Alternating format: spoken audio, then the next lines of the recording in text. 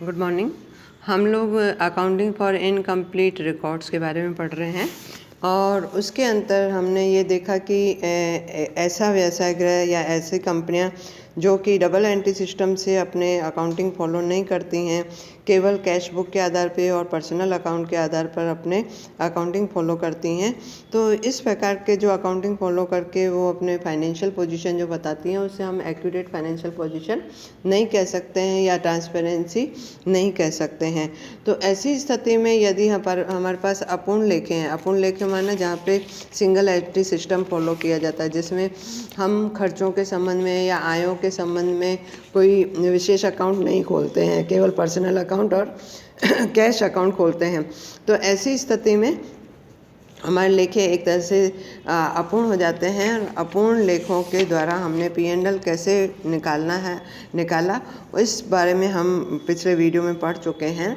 आज मैं आपके सामने नया टॉपिक लेके आई हूँ, preparation of final account from incomplete record. अर्थात इनकम्प्लीट रिकॉर्ड अगर हमारे पास अकाउंटिंग से संबंधित है तो ऐसी स्थिति में फाइनल अकाउंट कैसे बना जाए।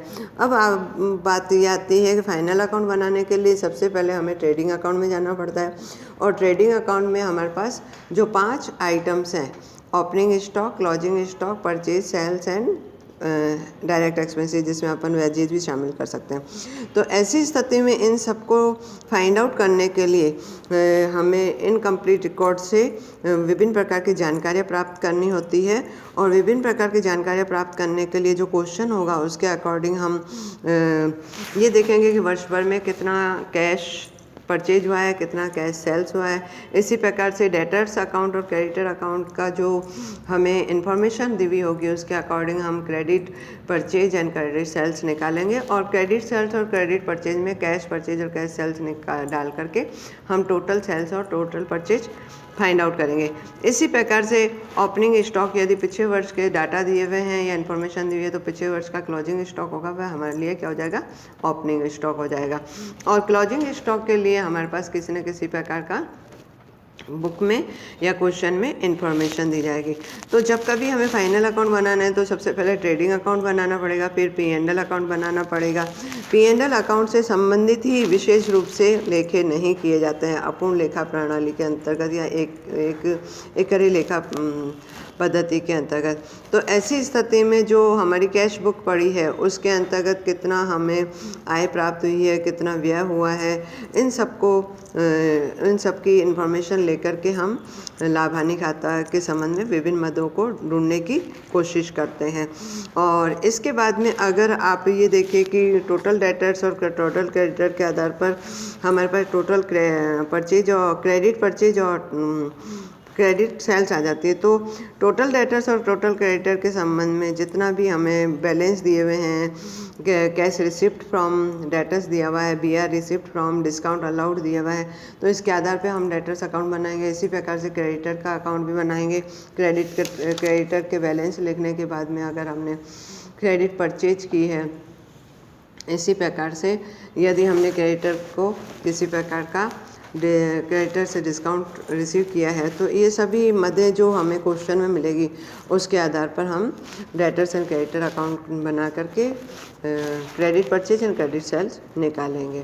अब हमारे सामने ये चीज़ आती है कि जो P&L के डेबिट अकाउंट है, P&L के डेबिट साइड जो है उसके अंतर्गत क्या क्या लिखा जाए। तो डेबिट के अंतर्गत जो रेवेन्यू एक्सपेंसेस के बारे में कोई सूचना दी हुई होगी, आउटस्टैंडिंग खर्चों के बारे में सूचना दी हुई होगी या प्रोविजन या डेप्रिसिएशन के संबंध में सूचना दी हुई होगी, वो सब की सब डेबिट के अंतर्गत दिखाई जाएगी। इसी प्रकार से क्रेडिट के अंतर्गत भी यदि में ज़्यादा इन्फॉर्मेशन नहीं है तो हम ग्रॉस प्रॉफिट दिखा करके हम इस प्रकार से P&L निकाल सकते हैं। और उसके बाद में हमें बैलेंस शीट तैयार करनी होगी। बैलेंस शीट तैयार करने के लिए सबसे पहले हमारे सामने आता है कि दायित्व या लाइबिलिटी साइड में क्या देखें, क्या रखा जाए। तो लाइबिलिटी साइड में मुख्य रूप से क्रेडिटर आ जाएंगे, BP आ जाएगा, आउटस्टैंडिंग एक्सपेंसेज आ जाएंगे और जो आपकी कैपिटल है वह आ जाएगी। तो और इसी प्रकार से आपके एसेट साइड में जो होगा, कैश बुक के आधार पे कैश बैलेंस आ जाएगा, क्लोजिंग स्टॉक आ जाएगा, डेटर्स आ जाएंगे और अन्य भी कोई सूचना दी हुई है तो वह सभी आ जाएंगे। तो इस प्रकार से सूचनाओं के आधार पर हम फाइनल अकाउंट बना सकते हैं। अब मैं आपके सामने एक क्वेश्चन लाई हूँ, आप क्वेश्चन देखिए। ये क्वेश्चन दिया हुआ है, इसमें केवल आप लोगों को ये कहा गया है कि अभी ये जैसे एक तरह से वर्किंग नोट टाइप का क्वेश्चन है। जैसे हमारे पास कोई बड़ा क्वेश्चन आएगा तो हम वर्किंग नोट कैसे बनाएं। तो एक क्वेश्चन आपके सामने दिया हुआ है, Mahendra is small trader, the detail of business are available as follow. आपको दे रहा है balance of BR on 1 April 2013, balance of BP on 1 April 2013, balance of debtors, balance of creditor. ये चार जो ऊपर बैलेंस दे रहा है वह 1 अप्रैल 2013 के, तो इसका मतलब ये ओपनिंग बैलेंस है। फिर आपको कह रहा है balance of debtors and creditor, ये 31 मार्च 2014 का, तो ये क्लोजिंग बैलेंस हो गया। तो आप अच्छे से debtors account and creditor account का बैलेंस डेबिट में एंड क्रेडिट में क्लोजिंग एंड ओपनिंग लिख सकती हैं। उसके बाद में हम जो नीचे व्यवहार दिए हुए हैं या ट्रांजैक्शन दिए हुए हैं उनको करेंगे। तो आपको दे रहा है cash received from debtors during the year, तो बाय कैश हो जाएगा डेटर्स अकाउंट में। पेमेंट टू क्रेडिटर, तो क्रेडिटर टू बैंक हो जाएंगे। डिस्काउंट अलाउड टू डेटर्स, तो डिस्काउंट अलाउड बाय साइड में डेटर्स अकाउंट में चला जाएगा। डिस्काउंट रिसीव्ड आया है तो क्रेडिटर टू डिस्काउंट रिसीव्ड हो जाएगा। फिर बिल्स ड्यूरिंग द ईयर, जो बिल्स रिसीव हुए हैं वह ड्यूरिंग द ईयर, तो BR account debit to debtors आ जाएगा, तो BR में भी चला जाएगा, डेटर्स में भी चला जाएगा। ऐसे ही BP दिया हुआ है। फिर कैश रिसीव्ड फ्रॉम BR, तो cash account debit to BR हो जाएगा, तो कैश बुक में टू BR हो जाएगा और BR बुक में BR अकाउंट के अंतर्गत बाय कैश हो जाएगा। पेमेंट टू BP, तो BP account debit to bank, तो BP अकाउंट के अंतर्गत टू बैंक हो जाएगा, बैंक अकाउंट में बाय BP हो जाएगा। फिर आपको कह रहा है cash sales and cash purchase, तो ये जो दी हुई है इस सूचना के आधार पे आपको क्या क्या निकालना है ये नीचे क्वेश्चन दे रहा है।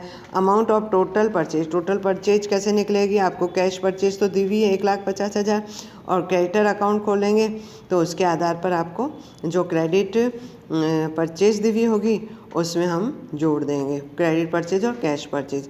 फिर अमाउंट ऑफ टोटल सेल्स भी दी हुई है आपको 3 लाख रुपए और हम डेटर्स अकाउंट खोलेंगे। डेटर्स अकाउंट के आधार पर हमारे पास टोटल क्रेडिट सेल्स आ जाएगी, तो क्रेडिट सेल्स और कैश सेल दोनों जोड़ देंगे। Amount of BR received on 31 मार्च 2014 और BP 2014, तो ये हम अकाउंट बनाकर हम निकाल सकते हैं अमाउंट। तो इस प्रकार से आपको एक तरह से क्वेश्चन पूरा नहीं है, वर्किंग नोट कैसे बनाए जाएंगे उससे संबंधित है। तो सारी इन्फॉर्मेशन आपके पास है।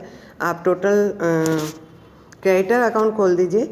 इनका क्रेडिटर का ओपनिंग बैलेंस जो दिया रहा है 2013 में वह दिया हुआ है 1 लाख रुपए। क्लोजिंग बैलेंस दे रहा है 2014 के एंड में 1,50,000।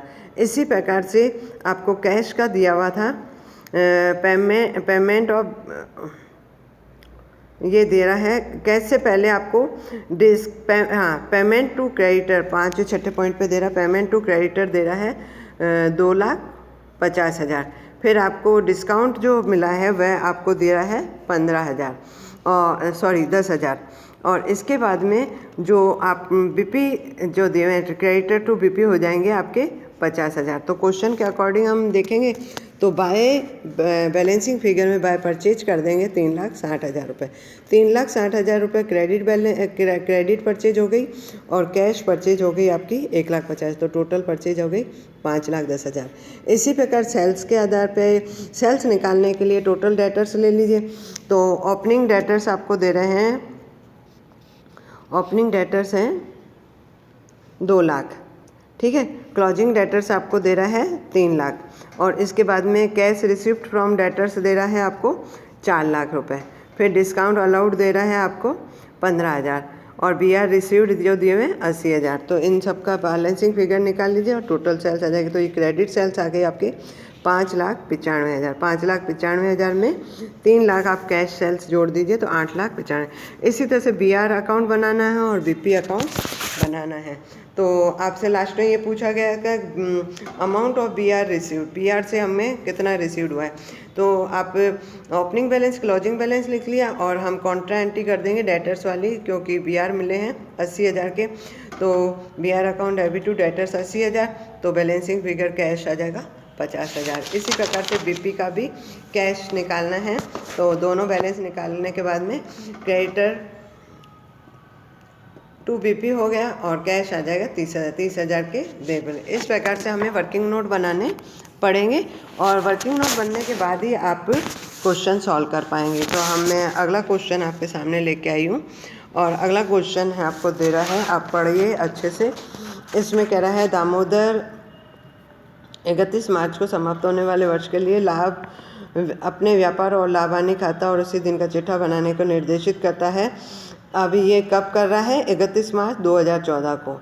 आपको पहले इन्फॉर्मेशन दी हुई है 1 अप्रैल 2013 को उसके पास इस प्रकार का थे स्टॉक, लेनदार, देनदार, व्यापारिक भवन। और तो जब कभी ऐसी स्थिति आपके सामने क्वेश्चन की दी हुई है तो सबसे पहले आप क्या करेंगी, एक तरह से आपकी बैलेंस शीट तो क्या मतलब बैलेंस शीट बना करके ओपनिंग कैपिटल निकाल सकते हैं। ओपनिंग कैपिटल निकालने के लिए आपको दे रहा है स्टॉक दे रहा है 8100, क्रेडिटर दे रहा है 7200, डेटर्स दे रहा है 18,000। इसी प्रकार से बिल्डिंग दे रहा है 13,500, फर्नीचर दे रहा है 900। तो बैलेंसिंग फिगर जो आपके एंटाइल कैपिटल जिसे हम कहें या इनिशिएट कैपिटल कहें वह 29,700। ये 29,700 कहाँ काम आएंगे?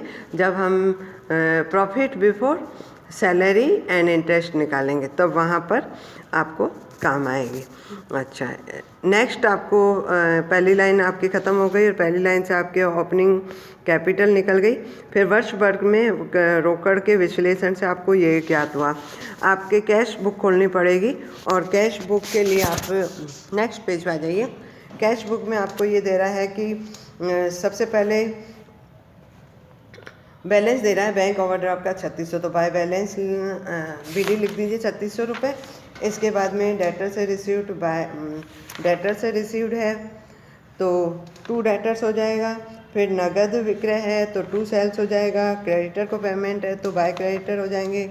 इस प्रकार से आपको लास्ट 1 तक जो दिया हुआ है व्यक्तिगत आहरण जिसको हम ड्राइंग कहते हैं तो 300 रुपये तक। तो ये जो सेकंड पैराग्राफ है वह कैश बुक से संबंधित है और इसका बैलेंस निकल जाएगा आपके डेबिट बैलेंस 975 रुपये। इसके बाद में आपको उसने अपने देनदार को इतनी छूट दी थी, अपने लेनदार को इतनी छूट दी।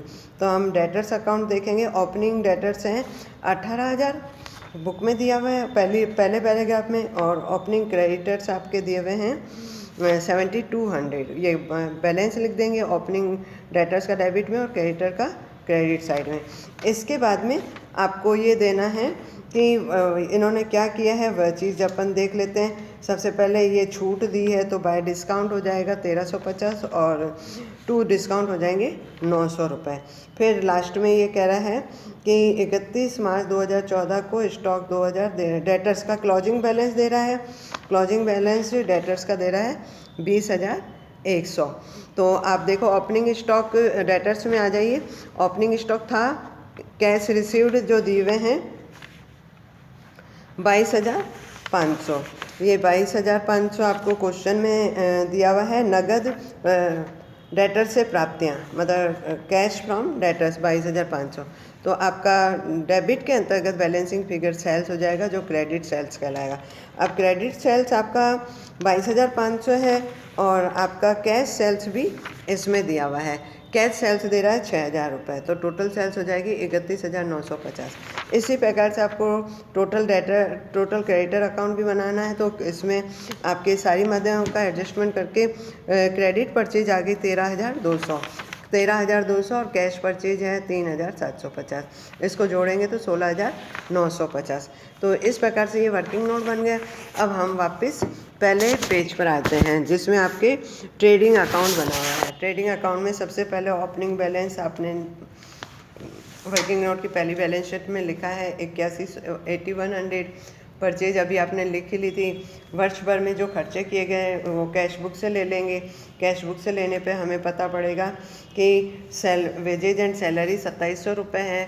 सेल्स अपने निकल ही गया था। क्लोजिंग स्टॉक आपको वर्ष के अंत का दिया हुआ है सबसे लास्ट सेकंड पैराग्राफ में 12,000 रुपये। 12,000 तो आपका ग्रॉस प्रॉफिट आ गया। ग्रॉस प्रॉफिट के बाद में आप ये P&L में नीचे उतार के लाएंगे ग्रॉस प्रॉफिट BD, और इसमें डिस्काउंट रिसीव हुआ था 900 रुपये, और इसमें दे रहा है इंटरेस्ट ऑन बैंक ओवरड्राफ्ट। अब आप है ना कैश बुक में वापस आ जाइए और सब चीज़ें आपको मिलेगी।